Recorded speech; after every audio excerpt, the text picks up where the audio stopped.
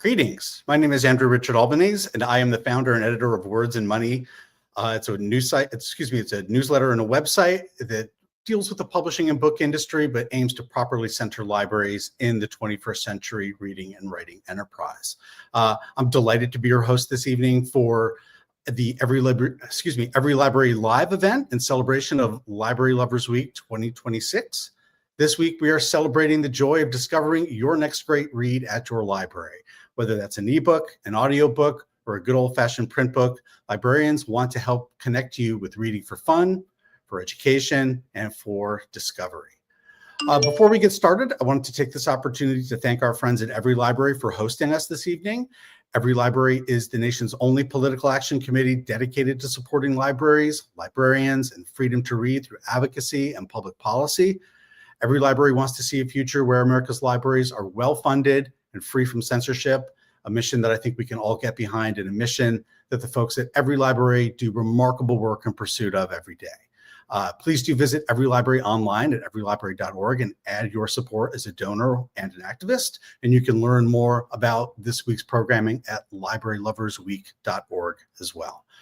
Well, in celebration of Library Lovers Week, EveryLibrary this week is hosting a whole bunch of live conversations featuring best-selling and award-winning authors across genres. And I am really lucky today to get to be your guest host for the conversation with the mega best-selling author, C.J. Box, author of the #1 New York Times best-selling Joe Pickett series, with, I believe, some 31 million copies in print worldwide. That's probably gone up since my last figures here. C.J., you'll tell us. And a new book coming out this month, The Crossroads. Here it is. Lucky enough to have gotten a copy. That's out in about 2 weeks, I believe. And it is the 26th Joe Pickett novel. And with that, I guess we'll just jump right in. CJ Box, welcome. Well, thank you very much for doing this and for having me. I appreciate it. Oh, it's our pleasure. Absolutely. So your 26th Joe Pickett novel, which is just extraordinary. You know, I'm fascinated by authors who can create such enduring characters. So this is a good place to start. Can you talk a little bit about Joe Pickett and his, well, I guess his longevity? How has Joe Pickett changed over 26 books over the years? Well, I mean, I never sat down at 29 years ago, 30 years ago, when I started thinking I'm going to write a long-running Wyoming game warden series, and the world will just eat that up. No, at the time, I was a journalist at the time. And I was fascinated with a particular case in Wyoming concerning a species called the black-footed ferrets that were thought extinct, but then discovered by a little town in northern Wyoming. And even though there'd been quite a bit of controversy about whether these animals still existed or not, turned out everybody in this town knew they were there, and nobody told anybody. And I thought, what an interesting kind of New West story about the Endangered Species Act and how people act on the ground and so on. And in order to fictionalize that, to tell it, that book later became Open Season, the first Joe Pickett novel, I struggled with who the protagonist was going to be, and finally settled on a game warden, because as a journalist, I was doing ride-alongs with a local game warden. And they're very unique in Wyoming, and I saw how this could be the kind of character to propel this story in an interesting way. So that was the first book. And then once finally, years later, when Penguin Putnam decided to publish it, they wanted 2 more novels with Joe Pickett. That's how the series was born. I never would have imagined way back when that I'd be talking about the 26th book. And I didn't know that story. And I'd looked around and tried to find a little bit more about this, but we owe Joe Pickett's genesis to a black-footed ferret. Is that correct? That is correct. I fictionalized the creature called the Miller's Weasels in the book, but basically used the same kind of storyline about a local community who knows all about this endangered species, but no one wants to say anything about it. Well, you know, I have to ask, you know, in the new book, The Crossroads, is coming out the 24th. Is that correct? Did I have that date right? 23rd, I believe. Yes. 23rd. Okay. You know, you've been 29 years, 26 books. And in this book, I don't think I'm going to try not to ruin the book for, you know, your fans and your readers here, but Joe Pickett faces his mortality. It's fair to say that, right? It's in the catalog copy. Absolutely. That's what happens. I guess my question is, have you ever, thought about Joe Pickett's mortality over the years? In other words, have you ever thought about killing him off at any point? I've not thought about killing him off, although it comes pretty close in this book. Very close. But I have thought of, I don't think long term with the series. I don't think I've got a long narrative arc that I will reach someday and that will be it. I just go from book to book to book. And for the Crossroads, it's a little bit different story than most of the Joe Pickett books, because Joe is literally taken out in the first chapter, and most of the story is propelled by his 3 adult daughters, who all converge on where Joe was shot and try to find out which of the 3 ranch families with great motives might have been the ones to do it. So most of the investigation is actually done by the daughters, not Joe. Fascinating. I'm sensing a spin-off series coming up here in the future, possibly. The Pickett daughters. I have to ask, at this point, you've been 29 years, 26 books with Joe Pickett too. Are you Joe Pickett? How much do you think in Joe Pickett's voice? How much of Joe Pickett is you? How much has that just become part of you? Well, I mean, certainly, I've had some similar experiences in that I was at one time many years ago a state employee, so I know how that works. And I've got 3 daughters, like Joe Pickett has 3 daughters. I am not Joe Pickett. I'm a better shot than Joe Pickett is. But I think I use parts of my personality in almost all of the characters to some degree. I think most authors do that. Because I have 3 daughters, I felt comfortable writing from the daughter's point of view throughout the Crossroads. And I've done that before, ever since the very first book, where then 7-year-old Sheridan Pickett was a major character. Now she's 25, because the characters have aged in real time. And all 3 of the personalities of the 3 daughters have developed over the years, just as Joe Pickett has gotten older and a little crustier. So it's always interesting to me, as a reader myself, to see how characters age and change over the course of a series. Because as you know, there's some series where they never do. They're always the same guy beating up all the bad guys from book to book and getting shot and never talking about it. I like to keep it a little more realistic.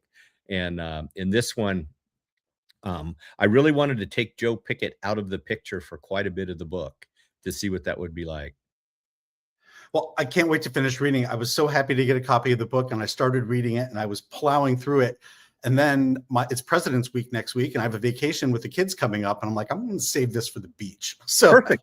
Report back. Hopefully it's a page turner for you. That's the whole plan. When I learned I was going to get a chance to speak to you, I was really excited because, I'm a big fan of the West. And, I really wanted to get a chance to talk with you a little bit about the West, both in terms of your books and also in terms of your work as a writer. But I'm going to start with your books and ask, your books may not be the kind of Western we think about when we talk about, the genre and the book world. But it's fair to say that you write contemporary Westerns, yes? Yes, absolutely. That's the way I've always thought of them. More of a contemporary Western novel than a police procedural or a thriller or a mystery even. They're so rooted in the place that they're more about the place sometimes than the plot. Were there, influences, books, Westerns that influenced you as a reader growing up and made you the writer that you are today? Certainly. My favorite author of all time was and still is Thomas McGuane, and who has a ranch in Montana. He's very much on my mind because I got to visit him last week in his home, and I think he's 84 now, but still cranking out great short stories. But the thing that attracted me so much to him and still does is that he always wrote about the Mountain West as a real place and not using caricatures or having people talk about going down the road a piece kind of thing. Very, very modern sensibility, despite the setting. And I try to do that as well. I think that's really important. I get very much turned off when I read books set in the West that sound or feel like recreations of Western movies we've all seen before. I like to keep it a lot more realistic.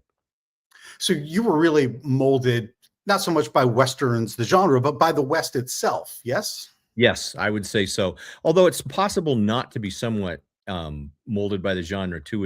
When you live in the place where all of these interesting, great Western stories happened, it seeps through in some ways. I mean, some of the great, the cattle drives, the Johnson County Range War, all these great st- things that have been written about and sometimes filmed, although set in other states a lot of times, are very close to here where I've grown up. I'm here in New York City, which I think many people view as one of the world's literary capitals. But I have to Mhm. say, I have always seen Western writers as maybe the most quintessentially American. I've always loved Western writers. I loved Ken Kesey. I was a huge Steinbeck fan growing up, even though Steinbeck came to New York and but he grew up in California. Charles Portis, Willa Cather, Larry McMurtry. I mean, great, just All favorites of mine, all of them. giant American writers, right? I wonder if I could, ask you why do you think the West has given us such a rich literary tradition, one that really just stands out as quintessentially American? Um, I think to a large degree because the landscape and the economy.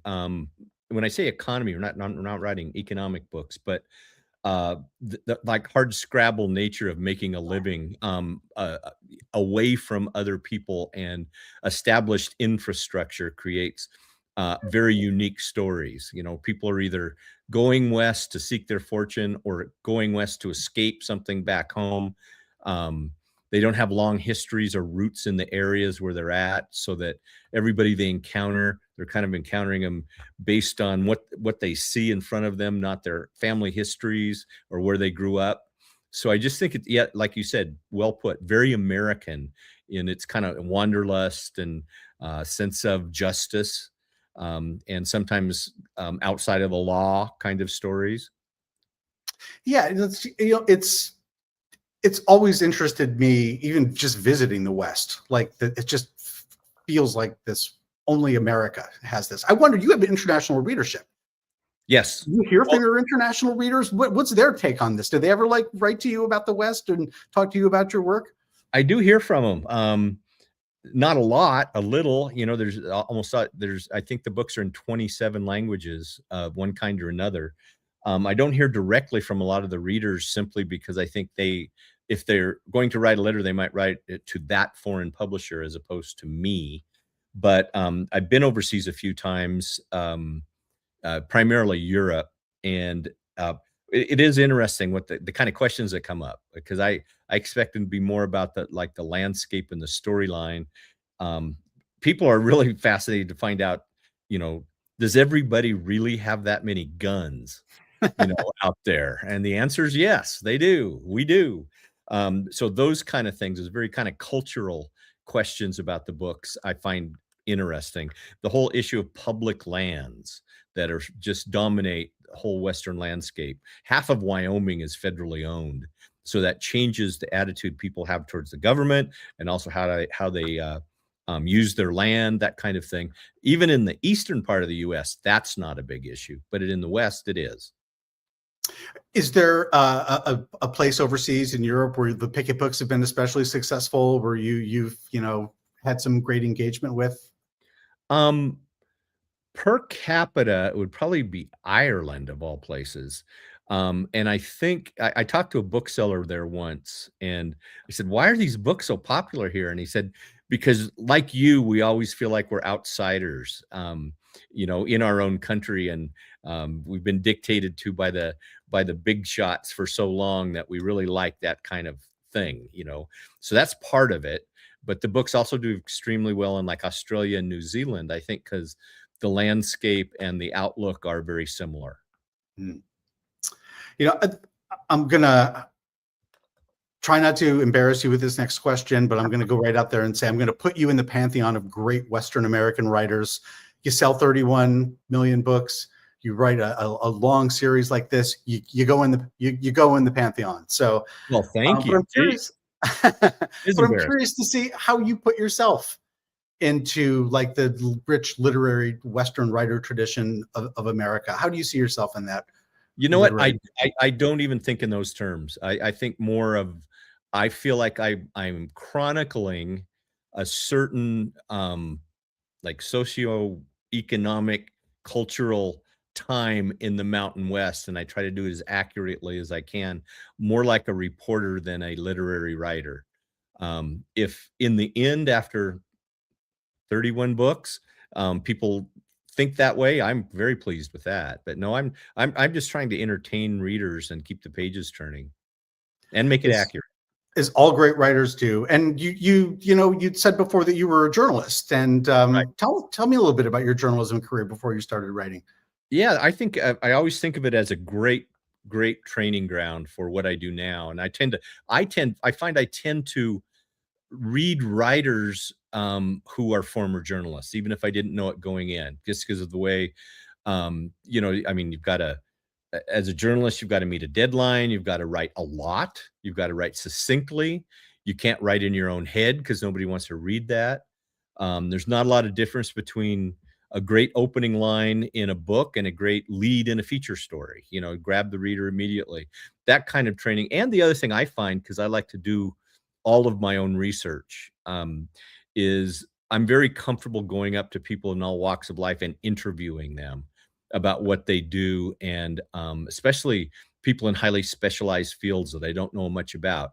I find if you walk up with an open notebook, people almost always feel compelled to fill it, as long as you're standing there. And I learn a lot about different professions and outlooks and walks of life by doing the interviewing that's all came from the journalistic background.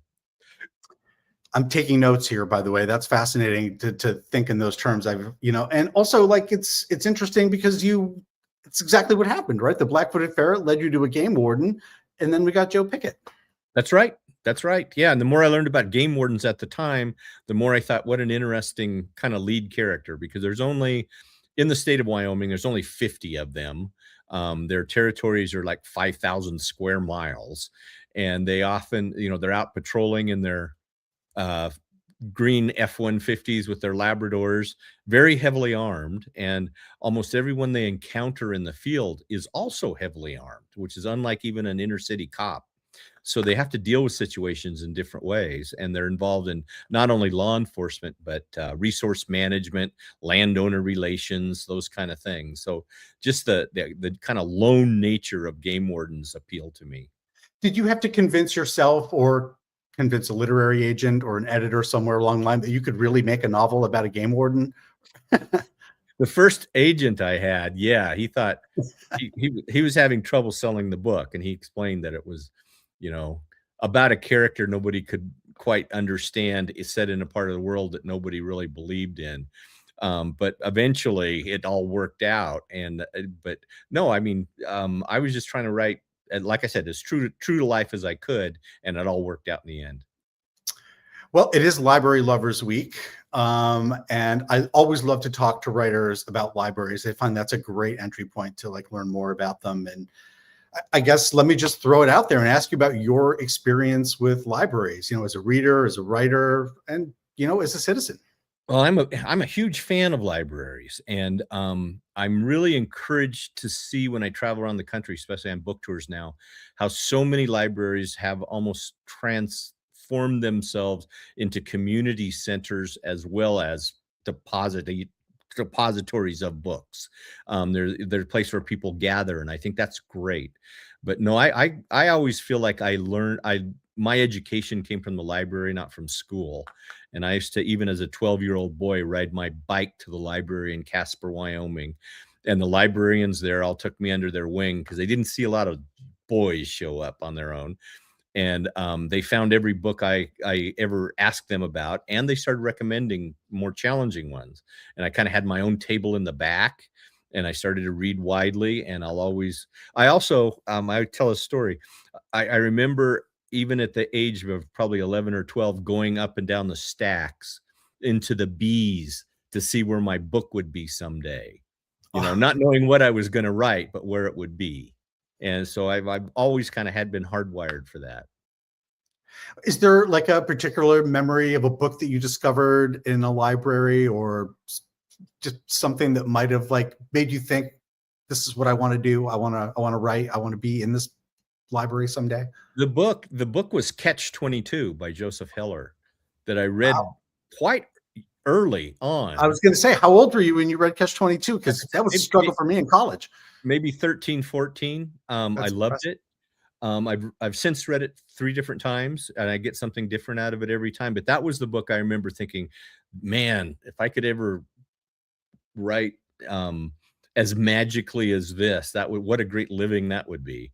And, so that was the one that really made me start thinking about it. Did you have a bookstore in your town as well, or was the library the place? No, we had several little independent bookstores. Yeah. Just pre Barnes and Noble out, but just little neighborhood bookstores. I think there's maybe 1 or 2 of them left. That's it. But it was mainly the library. One of the reasons that I started my publication, which is called Words and Money, is because I wanted to, in the publishing business, sometimes libraries kind of get treated as second tier because they lend books rather than sell them. Even though libraries do buy lots of books, and of course, libraries are crucial to supporting reading and discovery and all sorts of things that are really the lifeblood of the literary world. But I'm curious, now that you're a professional writer, how you see the role of libraries in your own success as a writer.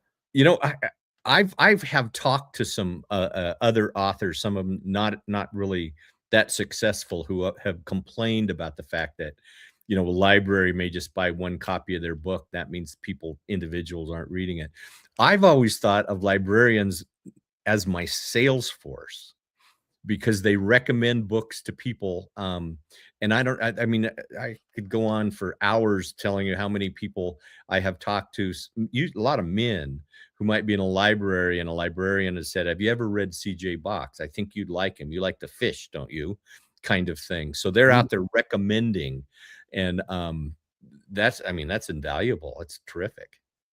I think that's a really great way to look at it. And that's how I've seen them too. Librarians really are your sales force. They really are Mhm. out there connecting readers with books. How do you read these days? So much is changing in the literary world. We've got ebooks, we've got digital audio. Obviously, print is proved to be much more resilient than we gave it credit for in the early Right. days. How are you reading these days?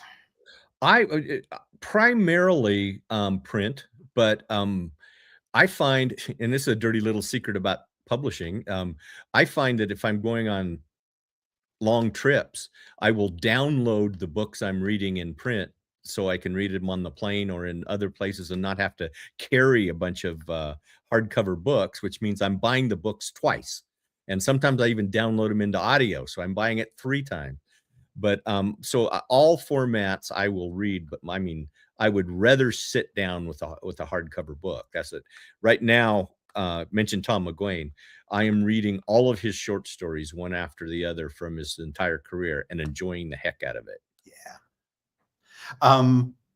Yeah, I mean, the way that you read is the way that I read too. I think that's a way that a lot of people read too. They read the format that is most convenient for that moment. But I still do. Print is like perfect technology for reading. Wouldn't you agree? Yes, and yeah, and because the main reason thing is sometimes you get a name and you can't remember when they were introduced. It's so easy to thumb back through the pages and find it, and not easy on a rereader, and certainly not in audio to go back and do that catch up stuff. Yeah.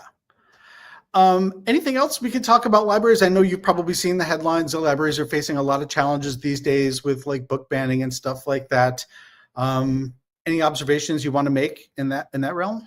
I don't really have much actual on the ground experience with books being banned. I know I've heard the topic brought up many times. I can't think of any books I've ever wanted to read I couldn't find.